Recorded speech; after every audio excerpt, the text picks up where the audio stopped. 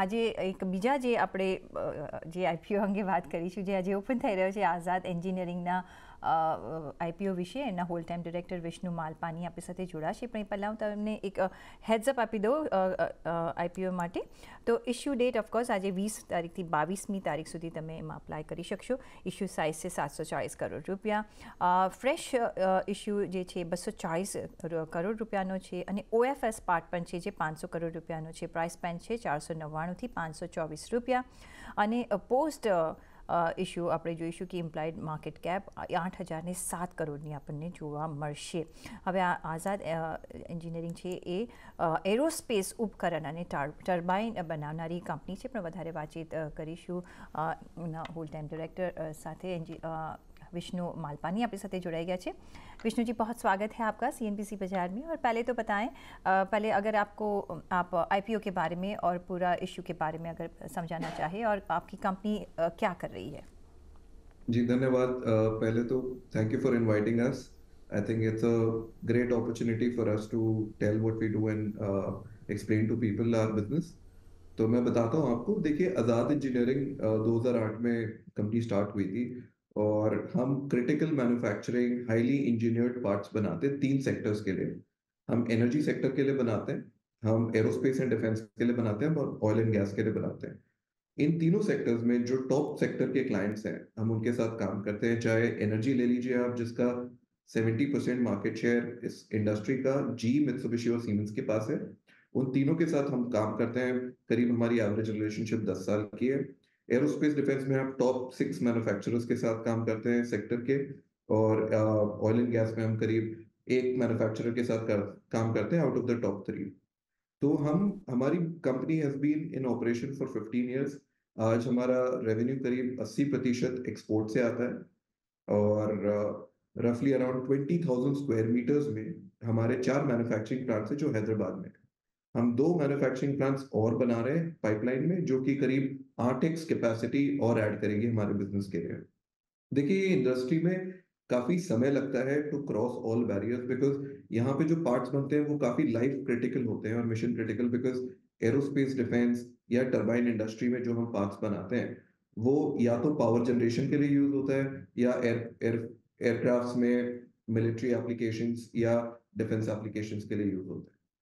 तो हमारा आज हम एनर्जी इंडस्ट्री में गैस टरबाइन के पार्ट्स बनाते हैं, हम न्यूक्लियर टरबाइन के पार्ट्स बनाते हैं, हम हाइड्रोजन टरबाइन के पार्ट्स बनाते हैं, हम स्टीम बेस्ड टरबाइन के पार्ट्स बनाते हैं. तो ये सारे critical parts, mission critical parts हमारी कंपनी बनाती है. और इस सेक्टर के टॉप क्लाइंट्स के साथ, क्योंकि ये सेक्टर काफी बड़ा है, इसमें करीब $22 बिलियन का हेडरूम अवेलेबल है, टारगेट एड्रेसेबल मार्केट है. और हमारा आज का वॉलेट शेयर करीब 1% का. सो हमने अपनी तैयारी कर ली है for the growth that we are seeing in the sector. So that's a little bit about what we do. In terms of our financials, हमने पिछले फाइनेंशियल ईयर में करीब 250 करोड़ का रेवेन्यू करा था, 251 करोड़ का टॉप लाइन किया था विद अ 31.2% एडजस्टेड एबिटा, जो करीब 80 करोड़ का था.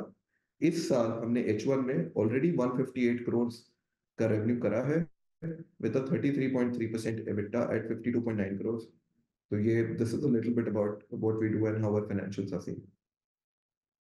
सो जैसे आपने कहा कि आप 3 वर्टिकल्स में हैं मेजरली, तो ये तीनों वर्टिकल्स के मीन्स कोई प्लान्स जो है वो अलग है, सब जो रिक्वायरमेंट होती है वो अलग होती है कि क्यों कुछ ओवरलैपिंग भी होता है जो आप तीनों सेक्टर्स में यूज़ कर सकते हैं? और जो नया प्लान जो आप करने को जा रहे हैं वहाँ क्या कामकाज होगा? हम बनाते काफी क्रिटिकल हाईली इंजीनियर्ड पार्ट्स. मतलब एक बेसिक से एग्जांपल दूंगा कि आज एक एयरक्राफ्ट में जो 30,000 फीट ऊपर चल रहा है, वो आप एक सीट अगर टिल्टेड है तो उसके साथ ही चल सकता है. बट वही आप इंजन के पार्ट्स बना रहे हैं जो कि 30,000 फीट पे एक वेरी हाई आरपीएम पे जा रहे हैं, तो it needs to be in very fixed tolerance. तो हम वो पार्ट्स बनाते हैं जो कि लाइफ क्रिटिकल होते हैं. तो हमारा चाहे वो एनर्जी सेक्टर हो, एरोस्पेस सेक्टर हो या ऑयल एंड गैस सेक्टर हो, हम क्लास ए एक्सट्रीमली क्रिटिकल पार्ट्स बनाते हैं. तो ये कॉमन हमारा है. और जो हमारा केपेक्स भी है वो फंजिबल है अक्रॉस सेक्टर्स. तो ये तो हमारा इंडस्ट्री के लिए हो गया. और जो रही बात हमारे कस्टमर रिलेशनशिप की है, तो हमारी कस्टमर रिलेशनशिप करीब 10 साल की है. हम जी, मित्सुबिशी, सीमेंस के साथ on an average about 10 years की हमारी रिलेशनशिप है एनर्जी सेक्टर में. और एरोस्पेस में भी हमने करीब 3.5-4 साल पहले हमने इंडस्ट्री में एंटर हुए थे, and we have done pretty well. हमारे पास आज मेजर टॉप 6 मैन्युफैक्चरर्स हैं, हम इस इंडस्ट्री के साथ उनके साथ काम करते हैं। विष्णु जी, इसमें बड़ा सा पार्ट अपना OFS का है, जो प्रमोटर्स को मिलेगा, और फ्रेश इश्यू 2240 क्रॉस का है। तो OFS क्यों, फर्स्ट ऑफ ऑल, और साथ में आगे जाके आप क्या अभी ट्रेजेक्ट्री दे रहे हैं, आपके नंबर्स के बारे में गाइडलाइन क्या देना चाहेंगे, और क्यों निवेशकों को निवेश करना चाहिए आपके IPO में? जी, थैंक यू। देखिए, हमारा टोटल इश्यू साइज है करीब 740 करोड़ का, जिसमें से 240 करोड़ का प्राइमरी है और 500 करोड़ का ओएफएस है। हमारे कैप टेबल पे आज 3 इन्वेस्टर्स से पिरामल अल्टरनेटिव्स हमारे एक इन्वेस्टर हैं, जिन्होंने कन्वर्टेबल इक्विटी में हमें इन्वेस्ट किया था। तो उनका मैंडेट है कि वो लिस्टेड कंपनीज में इक्विटी पोजीशंस नहीं ले सकते, तो इसलिए उनको एग्जिट करना पड़ेगा। Similarly DMI finance as well. तो हमारे 3 सेलिंग शेयर होल्डर्स हैं। एक है पिरामल अल्टरनेटिव्स, जो कि मेजॉरिटी कर रहे हैं, कंप्लीट एग्जिट कर रहे हैं वो। दूसरे हैं हमारे प्रमोटर, और तीसरे हैं डीएमआई फाइनेंस। तो between all of them put together ये 500 करोड़ का ओएफएस हो रहा है। और जो हमारा प्राइमरी कैपिटल है जो हम रेज कर रहे हैं 240 करोड़ का।